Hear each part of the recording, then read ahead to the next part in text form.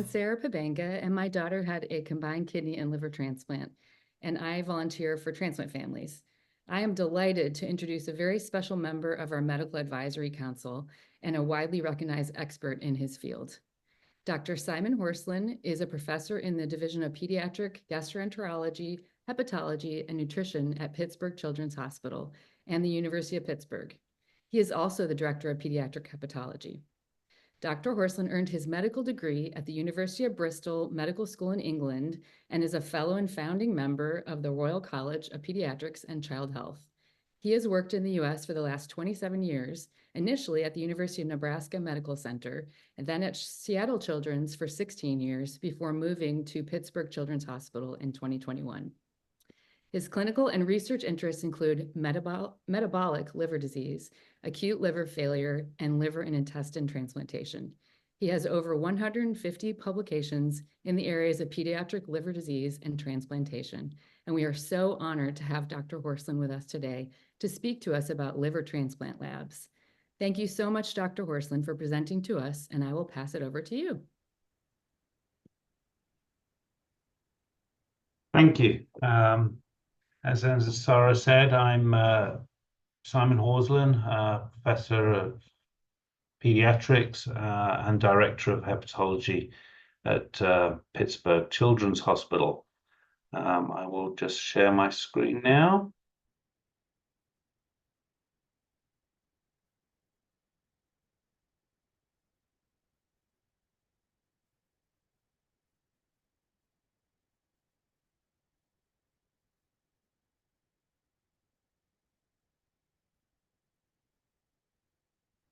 Sorry, I have lost my presentation. I will find it again.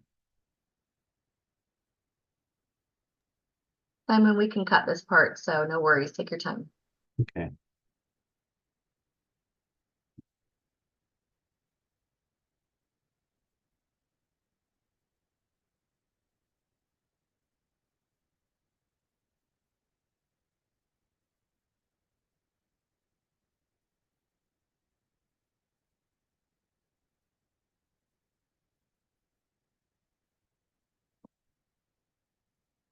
Okay, I've been asked to talk about understanding blood tests in liver transplant recipients.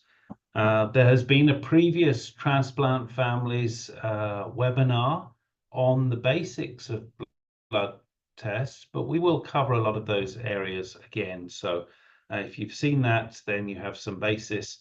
Otherwise, we'll ensure that everything is explained carefully.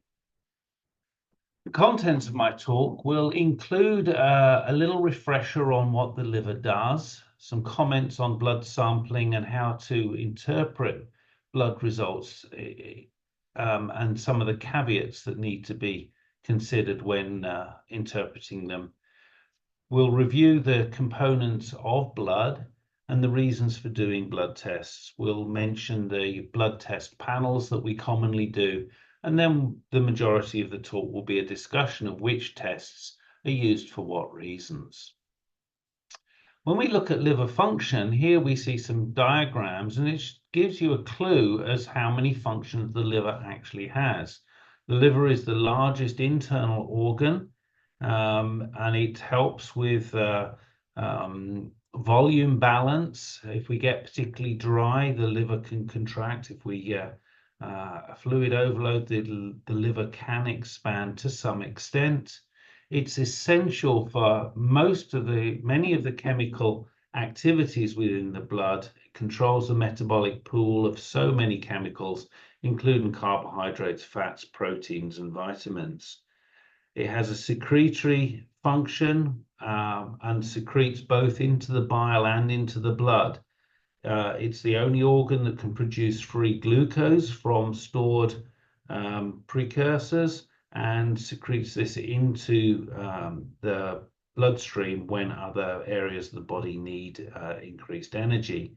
It also produces a large number of the proteins in blood, most of the coagulation factors, and many enzymes.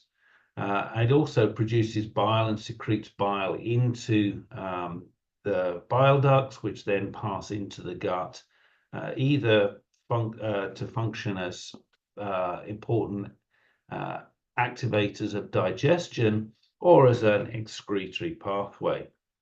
And the liver also detoxifies both chemicals that are produced within the body and exogenous substances that we take into the body. It also has an immune function. All of the blood from the gut that is exposed to the outside world and to so much microbial activity passes through the liver before it goes to the rest of the circulation. And there's a lot of surveillance of that blood by the liver, particularly by the Kupffer cells, which are a specific type of resident macrophage. There's also control over the bile ducts and about blood flow from the gut and the spleen in general. If we look on this side of the diagram, it shows you some of the pathways that are involved in the liver, and this is only a small number of them, but it involves vitamin uptake and storage. It involves modification of proteins, assimilation and modification of fats, and importantly for carbohydrates, storage of glycogen, so that when we are fasting, we can release glucose into our body from this store. It also is involved in the urea cycle. It's the only organ that can complete the conversion of ammonia to urea, which is then excreted by the kidneys, and essential production of energy through the Krebs cycle to generate energy for all these other processes. There is also detoxification of chemicals which are then passed out in the bile. So there's absorption into the liver and there's excretion back into the gut. So the liver has a very large and important role in maintaining the body's chemical structure. When the liver functions fail, we get failure of digestion, so malabsorption and eventually malnutrition. When the liver can't excrete properly, we get cholestasis and then the deep jaundice that we see in liver patients. If they can't detoxify the chemicals, these lead to injury to the brain and encephalopathy. When the metabolic control is lost, we have low blood sugars, inability to release glucose from the liver, high ammonia levels, and the blood becomes acid. If the immunological function fails, we can get infections, and there are certain gut infections where the only time you ever see these as systemic infections are if the liver has failed and the liver is no longer doing its surveillance of those of the blood coming from the gut. If the clotting factors fail, we may get bleeding or we may get thrombosis because the liver produces both the anticoagulant factors but also the procoagulant factors. And so thrombosis with liver failure is certainly as common as bleeding. You may get poor growth because of the disruption of hormonal signals from the liver, and portal hypertension and ascites when the vascular system fails. And all of this adds up to distant organ dysfunction if the liver fails. So we often define liver failure in terms of deranged brain function, coagulation function, and failure of other organs. So why does a transplanted liver complain? And when I say complain, show us with abnormal liver function tests. Well, we all think of rejection, but this isn't the only reason that the liver numbers may be up. There may be infection, there may be vascular complications. Remember that the transplant liver has 3 vascular anastomoses: the hepatic artery, the portal vein, and the hepatic veins. And all of these can run into issues. There may be bile duct injury, obstruction, or stenosis. We may get fatty liver, which we know is extremely common in the general population, but is also increasingly recognized in liver transplant recipients.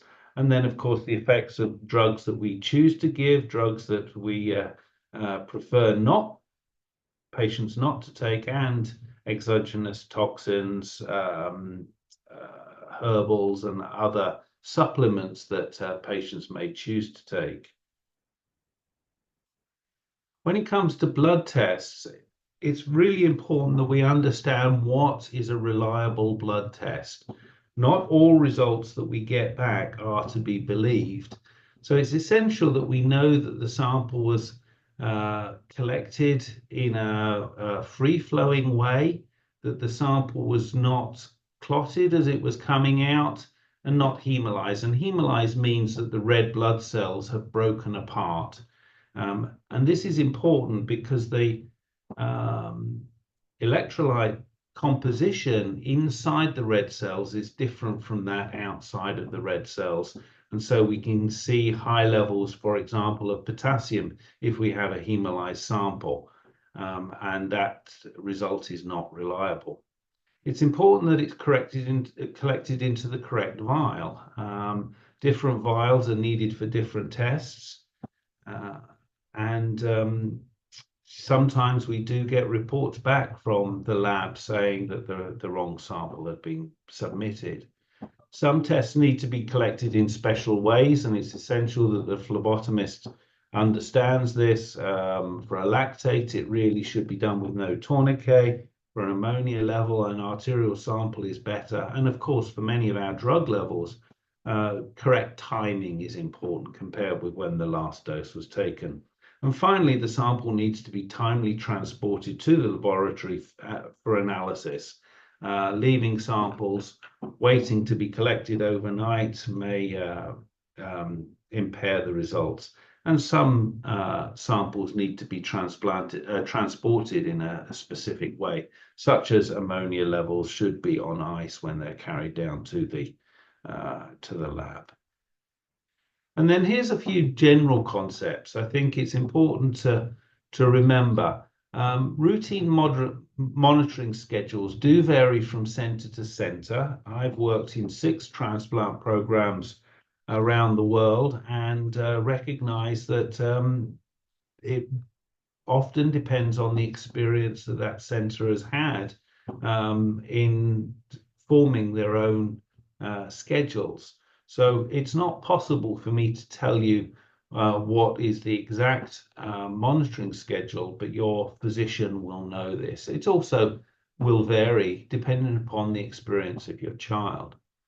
For standard tests such as the complete blood count and the complete metabolic panel, reference ranges for each test vary from laboratory to laboratory, and they may vary according to age and sex. Therefore, it's difficult, again, for me to tell you the precise ranges considered acceptable at your center. However, the reference ranges are quoted after all lab test results by the all-accredited laboratories, so you can compare them to the local reference range. One thing that's important to remember is the reference ranges account for 95% of normal results, but a result can be outside the reference range, and depending upon the circumstances may not be worrying because of that. The further, of course, that the result is from the reference range, the more likely it is to be of concern. But you can have results that are above or below the reference range and still are not particularly concerning. Test results may be quoted in a number of different units. And so it's important to know that you're comparing apples to apples when you're looking at the labs. So, for example, a total bilirubin level of 0.6 milligrams per deciliter, which is the usual way for it to be reported in the United States, is equivalent to 10.2 micromoles per liter, which is the standard international way of describing bilirubin levels. So we do see different units used in different labs, and it's important that we not only look at the number, but also the units in which they're reported. Reference ranges, even within centers, cannot be quoted for immunosuppressive drug levels because targets are based on the time from transplant, the previous experience of the patient with rejection and infection, and possibly other complications such as impaired kidney function. When we look at the blood component, here we can see a vial that has been centrifuged, spun down very quickly, so the heavier elements drop to the bottom, and this shows the plasma on top. We see this grey band here, which is called the buffy coat, and below is the red blood cell component. And in this cartoon, you can see the plasma contains pretty much the liquid components of the blood: water, proteins, nutrients, hormones, electrolytes. The buffy coat is the white cells and the platelet cells, and the hematocrit is primarily the red blood cells. And this liquid component, if it's anticoagulated, is called plasma, and in a clotted sample is called serum. When we look at the blood and the cells, the erythrocytes, these red ones that have no nucleus when they're mature, make up the vast majority of cells in the blood. As you could see, the hematocrit was the largest portion, and that thin band contained all the other cellular components. Platelets are not exactly cells, they're fragments of cells that contain substances that react to the need to form a clot. And when the coagulation factors form protein networks, the platelets stick to those and form the clot. The other cell types are what we call white blood cells. The lymphocytes come in two major types, B and T cells. The T cells are the ones that we recognize cause rejection, and most of our immunosuppression agents are targeted at T lymphocytes. There are neutrophils that help deal with bacteria and other infections. Eosinophils and basophils are involved in responses to parasites and allergy, and then monocytes develop into cells that either help identify foreign tissue, such as dendritic cells, which present foreign proteins to the immune system, or macrophages, which help with the cleanup of debris from the effects of the immune system. So why do we do blood tests? Well, what we're looking for in our blood tests is the function of the transplanted liver, to make sure it's healthy. We also are interested in, of course, in the general health of the patient. We want to know about their nutritional state and bone health. Kidney function is important, not just for its own reasons, but because we know that many of the drugs that we use, including the immunosuppressive agents, may affect kidney function. And infection can also be something that we can monitor with blood tests. And finally, we all know that we have to get drug levels, particularly of the immunosuppressive agents. So when it comes to blood tests, some of our blood tests are done in panels. The complete blood count, coagulation panels, basic metabolic panel, comprehensive metabolic panel, and then nearly all other tests are ordered individually. This is the complete blood count. This looks at the white blood count. The differential tells us what types of white blood cells are there. So neutrophils, lymphocytes, monocytes, we talked about these previously. And usually with the printout, you get a percentage of the total number of white cells there, and also absolute counts. So we may see a derangement in the percentage, or we may see that the neutrophils are very high, suggesting that maybe there's an infection. We look at the red cells. There's a red cell count, but more importantly, we look at the hemoglobin in the hematocrit. this is a normal range for an adult male. So as I mentioned, both for females and for different age groups, these standard ranges may be different. And then we have some other parameters that tell us the size of the red cells and how much hemoglobin those red cells have. And these can be important for us if we're trying to determine a cause of anemia. And finally, there's the platelet count. And the platelet count is important to us for a number of reasons, including whether the liver is causing portal hypertension, because this platelet count will go down if the patient has portal hypertension. The coagulation profile, the important one for liver function, is really this prothrombin time, which measures this side of the process. When the tissue gets injured, factor 7 is activated, and you'll see that all the way through this cascade, you have inactive factors which are activated by the pre-existing factors. So factor 7, activated factor 7 activates factor 10, and then this carries on all the way down until fibrin is produced, and this forms a net of proteins into which the platelets are captured and cause a blockage to that injured tissue. The intrinsic pathway is an acceleration system that once this is activated, there's a feedback that activates the intrinsic system and makes this much more active. But we really only monitor this side of the system when a patient is on heparin-like anticoagulation therapy.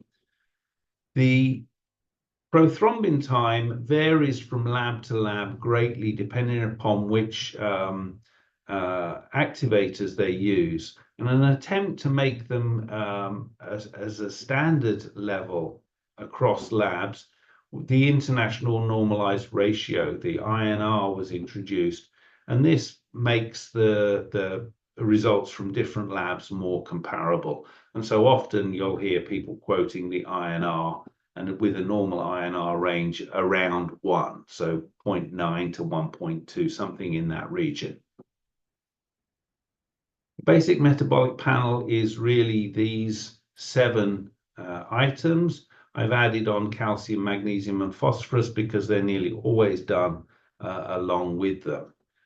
These reference ranges, again, are not absolute. They do vary a little from place to place. And as you can see with the creatinine, even for adults, there's a different range for adult females and adult males.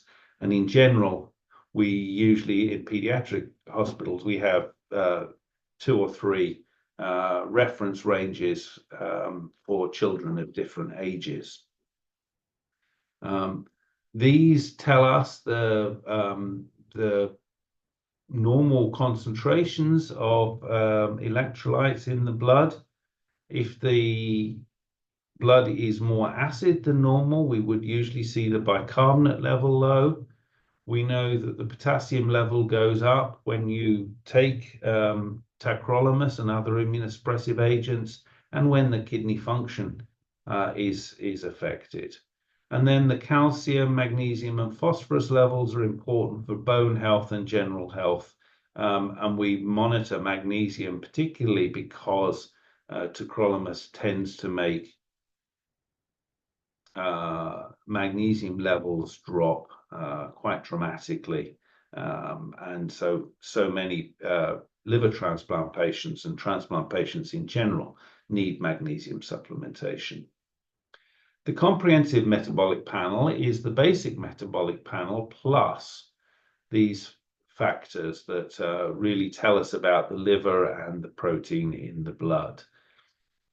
The alkaline, I'll talk about each of these factors individually, but as you can see, the ALP is the alkaline phosphatase, the AST is the aspartate aminotransferase, and the ALT, the alanine aminotransferase. So we've already talked about the function and health of a transplanted liver. There's definitely we recognize the causes of raised liver function.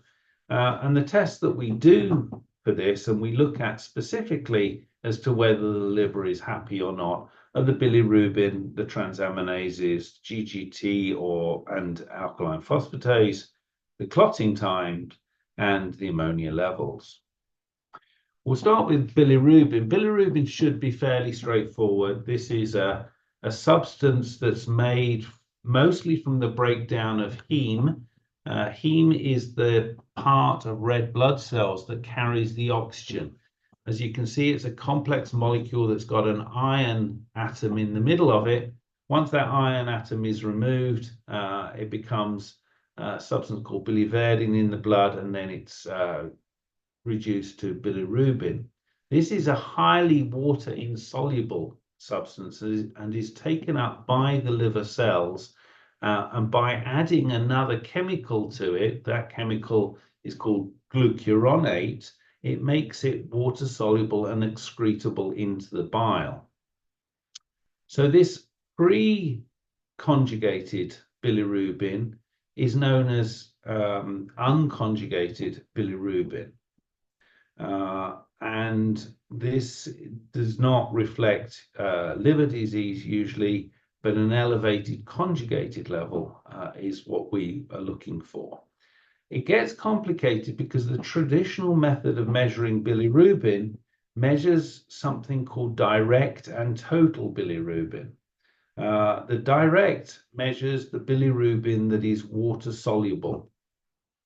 They then add another chemical to the sample that makes all of the bilirubin in the blood water soluble, and they measure it again, and that gives you the total bilirubin. The direct bilirubin relates to the conjugated bilirubin, but is not exactly the same. Many labs, as they modernize, introduce enzymatic assays, and these actually directly measure conjugated and unconjugated bilirubin. And in this circumstances, the conjugated plus the unconjugated falls short of what the total bilirubin is. And there's another fraction that you may see in a report called a delta bilirubin, which is the difference between these. And that usually is other forms of bilirubin and protein-bound bilirubin. So there are some subtleties in understanding bilirubin levels, but hopefully your lab will be consistent on using one or the other measures, and you'll be able to compare across lab results. We've talked about bilirubin. The transaminases we talk about a lot. We look at the ALT and the AST. These do have other names as well. They've been known as SGOT or SGPT, but those tend to be somewhat archaic expressions of these enzymes. The important thing to remember is these enzymes are not telling us anything about the activity of those enzymes. All they're saying is that they're leaking out of the liver cells and into the blood. And when the liver cells are unhappy, they leak out more. It doesn't tell us why they're unhappy, but it does give us a clue to how unhappy they are. The higher the levels, the more we are concerned that there's infection or damage to the liver or rejection. The alkaline phosphatase is very important when adults are looking at their liver function tests because it is mostly reflects bile duct issues. However, alkaline phosphatase is produced by many other tissues, and most notably in growing children by bone. So the majority of alkaline phosphatase in the blood in children comes from bone metabolism.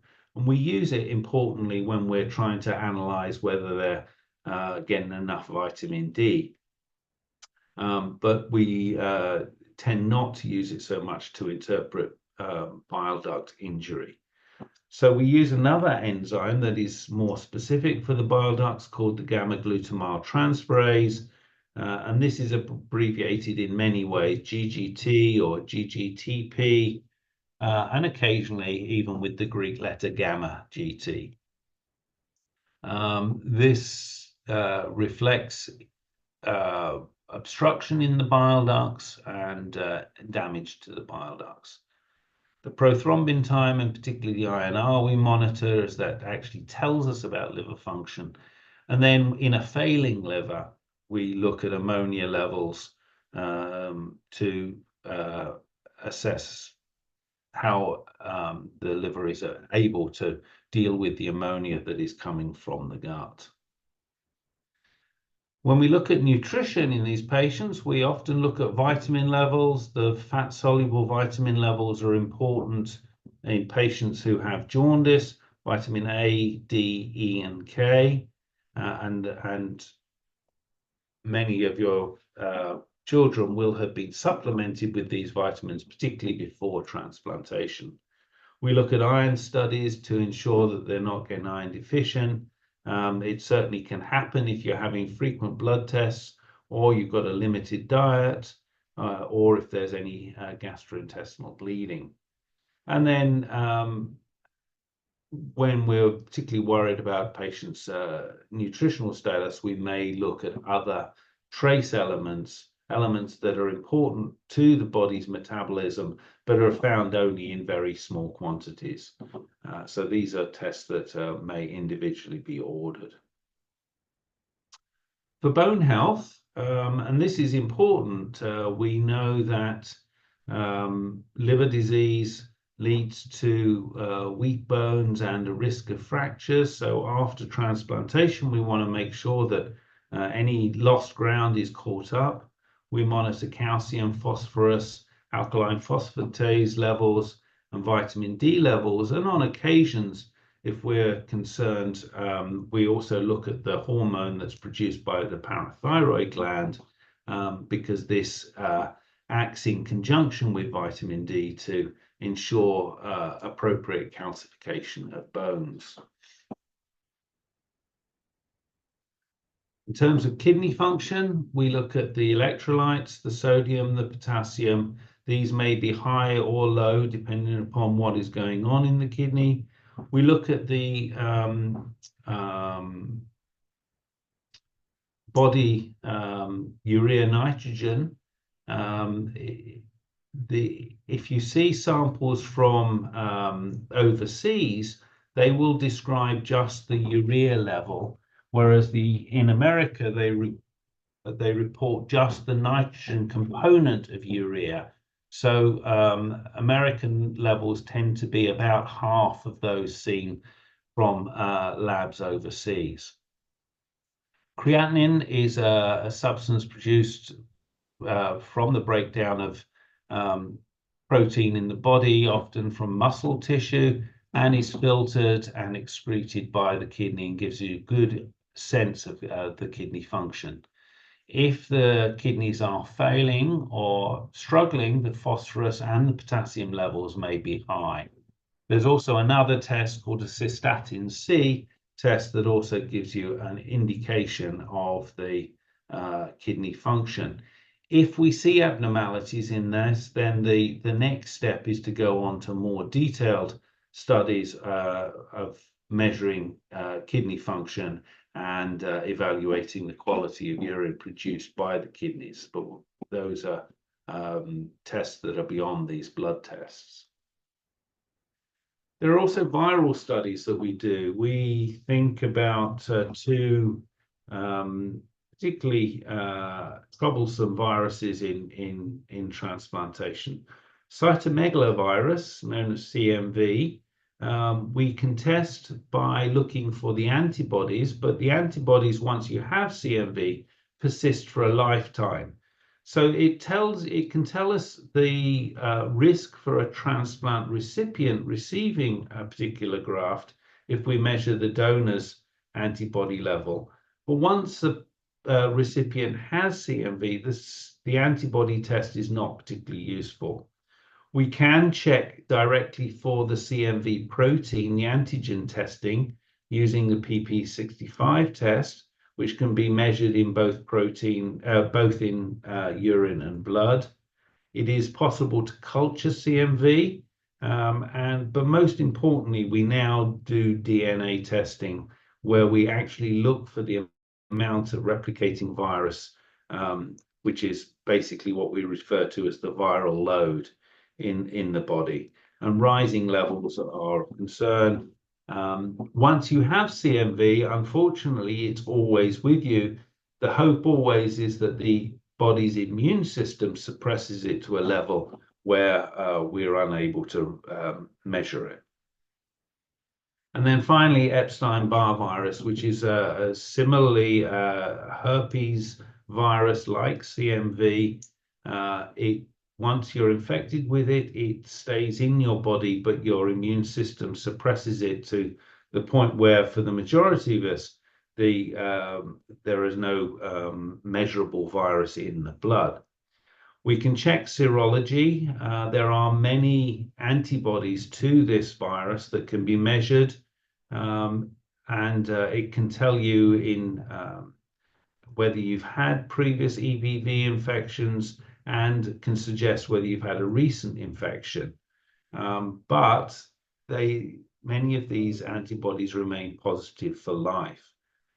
Culture can be done, but it's not really used in a clinical application. And as we mentioned before, we tend to rely in transplant patients on DNA testing. Different centers use different assays, some on whole blood and some on plasma, and it can be really very difficult even for us to compare results across labs.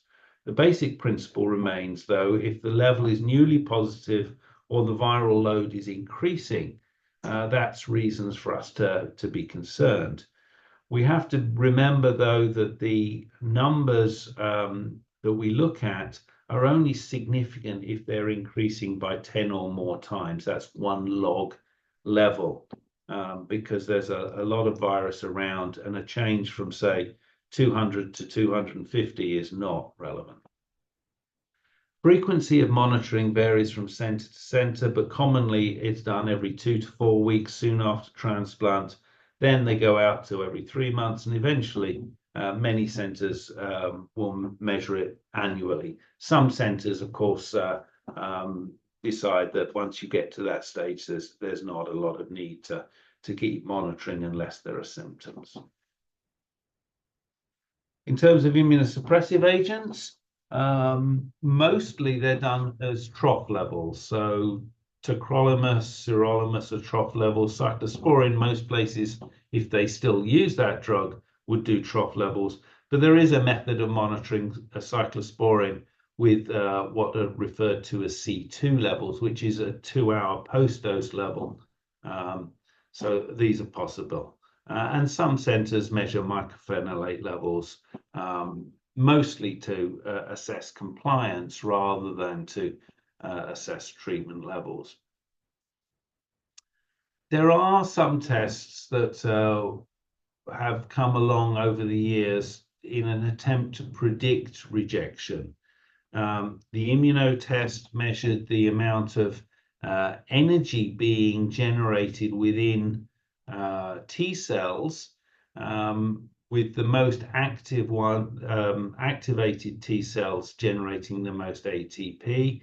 This was very popular or came along about 10 or 15 years ago, but to my knowledge is rarely used now. And although there were great hopes that it could help with managing immunosuppression, that never really spanned out. The Pleximmune test looks at certain markers on lymphocytes to predict the chances of future rejection or infection. And again, this is predictive when done on a population base, but rarely, even though we do routine Pleximmune levels on our patients, rarely do we change immunosuppression just on the result of this, but it's taken in conjunction with all our other studies. And then a more recent innovation that has really been applied to kidney and heart transplant more so than to liver transplant is donor-derived cell-free DNA. This actually looks for DNA in the blood that comes from donor cells. and this can identify injury, and the hope is that it will be a non-invasive method of diagnosing acute rejection. It's even been described as a liquid biopsy. It has not been applied in any large scale. I could only find 2 papers in pediatric liver for this, and neither of those were done in the USA. So it's something that we'll keep an eye on for the future. So in conclusion, there really are lots of tests. There are plenty of reasons that the tests may not be accurate, and so it's really important that we not only look at the results, but make sure that the tests were done appropriately. Mostly, we want to see results within the stated reference ranges. However, it's almost inevitable that some will fall outside of this range. If you think the 95% means that 1 in 20 results will actually fall outside of that range, the essential thing is don't panic. The test for liver graft function can tell you if the liver is unhappy, but rarely can they tell you why. Abnormal test results will trigger other investigations such as ultrasound, CT scan, or liver biopsy. Routine testing is essential to monitor health of the transplant liver, general health of recipients, and the adequacy of immunosuppression. Things rarely stay the same in the human body, so repeat testing is needed over time, and your doctors will tell you what their routine plans are for any given stage after transplant. And blood tests to predict rejection are not yet specific or sensitive enough to replace liver biopsy, but that's always our hope, that we can react reliably and more quickly without having to bring patients in for biopsies. So thank you for listening, and I hope I have covered the questions that you as parents and family have about why and what tests we do for liver transplant recipients. Thank you. Thank you so much, Dr. Horslen. We really, really appreciate you sharing all that information. It's really helpful. And I just want to say, if anyone has any more follow-up questions, they can send an email to us at hello@transplantfamilies.org, and we will pass those along to Dr. Horslen and try to get those answered for you. So thank you again, Dr. Horslen. We really appreciate you, and thank you for listening. Thank you.